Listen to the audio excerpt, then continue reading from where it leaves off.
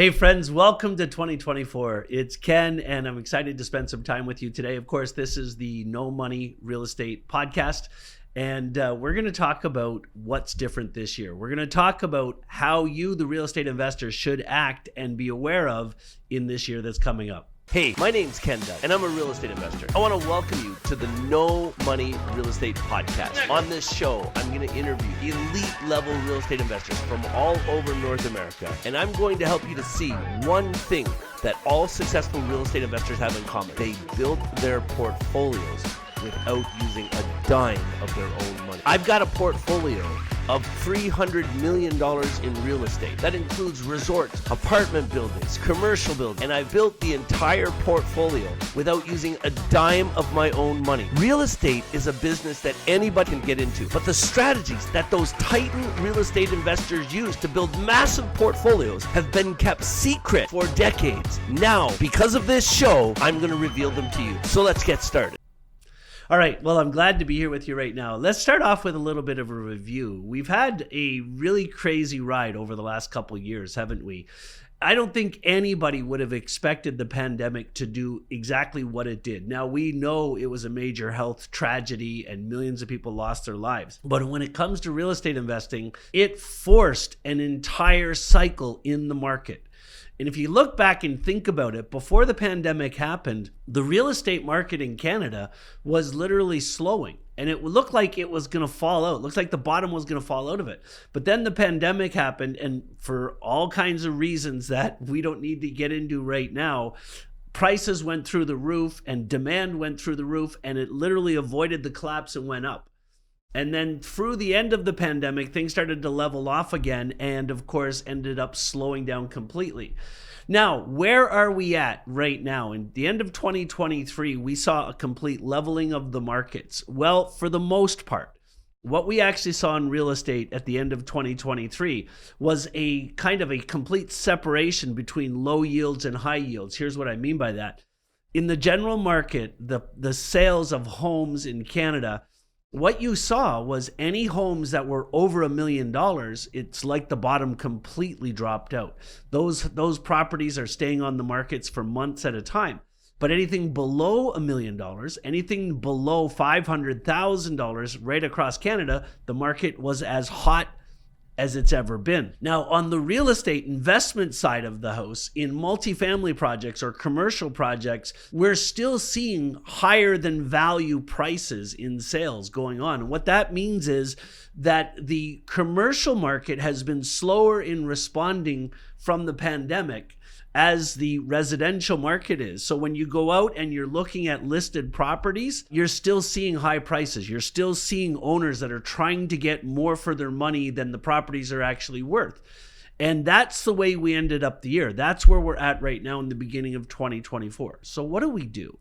I get asked a lot right now, is it even a good time to be involved in real estate investing? 2024 could be a crazy roller coaster ride. Now, I am not one of these crystal ball guys. You talk to anybody that knows me, they'll tell you right away that I don't believe in trying to, foreshadow the death of anything or, talk about impending explosions or implosions. Here's what my advice to you is in 2023 going forward. There has never been a bad time to invest in real estate. And fundamentals are going to be more important in 2024 than in any year in the foreseeable past.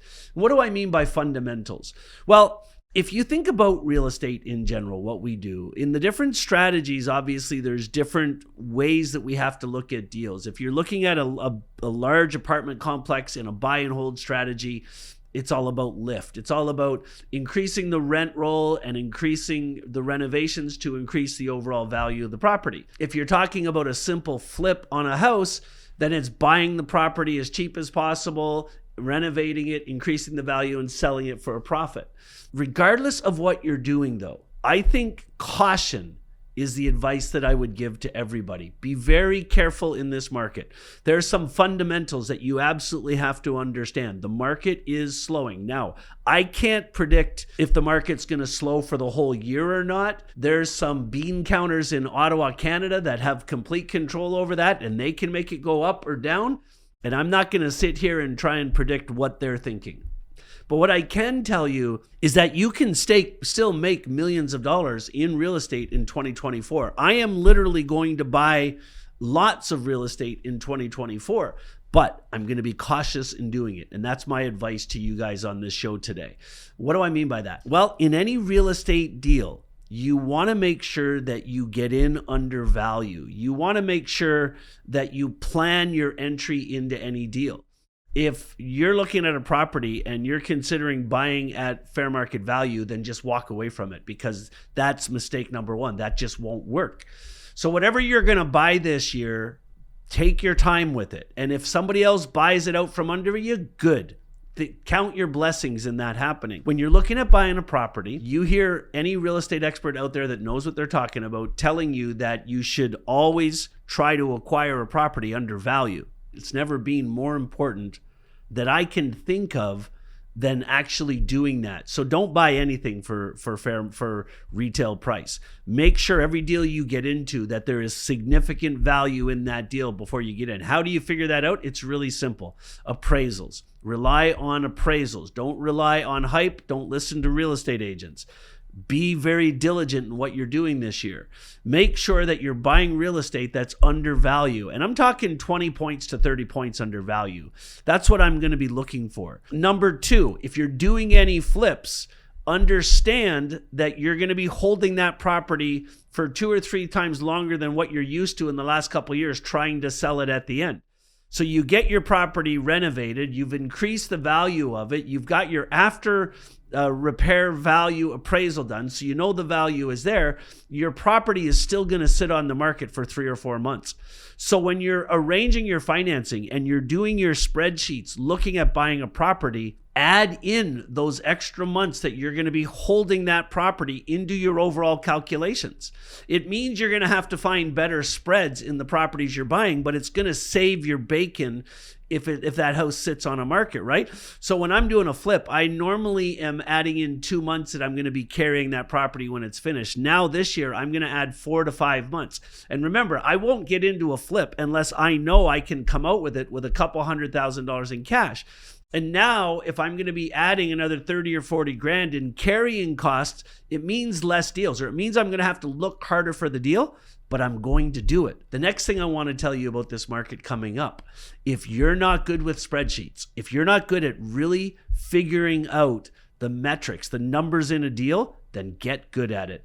Lean on somebody who is good at it and really dial in to being accurate when you're doing your forecasting. It's going to be more important than ever for you to really get the math out, pull out the calculator, pull out the spreadsheet. There's a lot of really great calculators out there. Different coaching programs have them. Make sure you rely on them. If you're not good with spreadsheets, find somebody who's an expert on it and get them to build you a spreadsheet so that you can do math. You cannot let your emotion get into this market. Those will be the people that lose their shirts, the people that get emotional about real estate. Don't do it.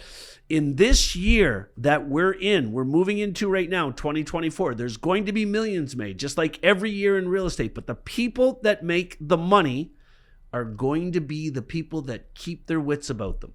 They're going to be the people that always get into deals cheaper, undervalue. They're going to be the people that take the time to do the math and make sure the numbers work. When you're doing your math, add a point to your interest rate, because we don't know what they're going. Better safe than sorry. Add a couple extra months of carrying costs to your figures.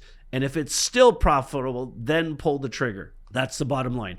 I guess the simple way to say it, my belief in 2024 is the way this market is now, it's going to cause everything to be slower. Permits are going to take longer in construction. Construction costs are going to start going up again before the market returns. You just got to be safe. Take your time. If you don't know how to use a spreadsheet and use calculations in a spreadsheet right now at the beginning of 2024, make that your single biggest goal this year. You'll come out on top. Hey, remember, as always, if you love these little chats you're hearing on the podcast, share the podcast with people. If you're on Apple right now, give me a review. If you're on our YouTube channel, subscribe to the damn channel, and we'll see you in the next show.